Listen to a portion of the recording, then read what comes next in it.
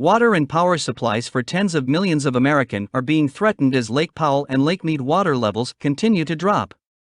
America's two largest reservoirs are in trouble. The Colorado River feeds Lake Powell and Lake Mead, and both are at near record lows, which is threatening the water and power supply for tens of millions of Americans.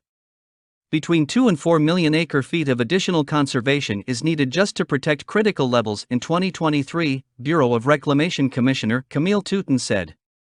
The 2-decade-long megadrought is drying out the West. Less of the precipitation that feeds the river actually makes it into the river, water policy researcher Jeff Lucas said. You don't have to tell Robert Greipentag. His family has owned the Las Vegas boat harbor since the 1950s. It costs us a lot of money because we have to chase the water down, he said. We have to move the marina. He's stayed open as the water levels have dropped more than 40 feet in just the last 2 years, and he's lost about 40% of his business. We need to come up considerably from where we're at right now, Greipentag continued. In July, Lake Mead hit its lowest level since it was created, just 1,040 feet. There was some short-term good news this summer, though. A strong monsoon season in the southwest pushed the depth up 4 feet. However, that doesn't come close to solving the problem. As the water keeps dropping year after year, there's less drinking and irrigation water for 40 million people across the region. And there's concerns about the 2 dams' production of hydroelectric power. When the water drops below 950 feet, the massive Hoover Dam can't generate any more power.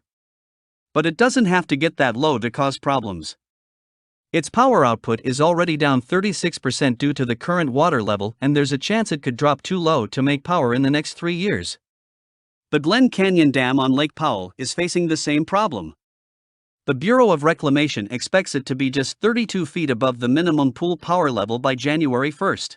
There's a 10% chance it could drop below the cutoff level by next year and a 30% change by 2024. The Hoover Dam powers the lives of more than 1.3 million people, and more than half the power goes to Southern California. Jim McCarthy is the president of the Electric Vehicle Association of Southern California. We need to realize we're going to have less hydropower, at least in the near term, he said. The state is home to almost half of all electric cars in the country. The heat wave earlier this month threatened the state's power grid. Officials asked electric car owners not to recharge their EVs. If the state loses the Hoover Dam's hydropower, the drive for consistent clean energy to support clean energy cars becomes less clear. If we lose a lot of hydropower, it will be a problem, McCarthy continued. We need to upgrade now. But if you drive an EV, at least you can power on your own. The group responsible for grid integrity says the Western grid is at risk of an energy emergency because of falling hydropower levels. Last fall, the drought dried up Lake Oroville in Northern California, forcing that hydro plant to shut down for the first time since the 1960s. Hydropower is the black start power used to jumpstart the country's power grid after blackouts. The Department of Energy says hydro is critical to grid reliability because it consistently flows, except when it doesn't.